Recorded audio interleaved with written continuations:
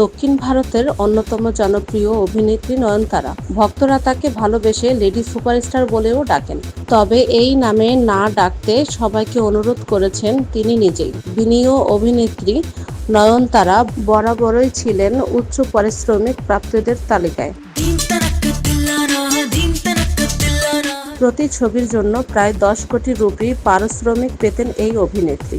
জওয়ান ও তেলুগু ছবি গডফাদার এর মতো বিগ বাজেট ছবিতেও তিনি এই অঙ্কেই কাজ করেছেন।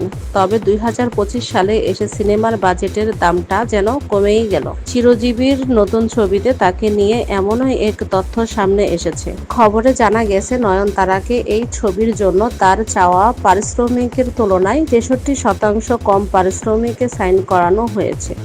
অর্থাৎ যেখানে তিনি 10 কোটি রুপি দাবি করতেন সেখানে এবার তাকে দেওয়া হয়েছে মাত্র প্রায় 3-4 কোটি রুপি।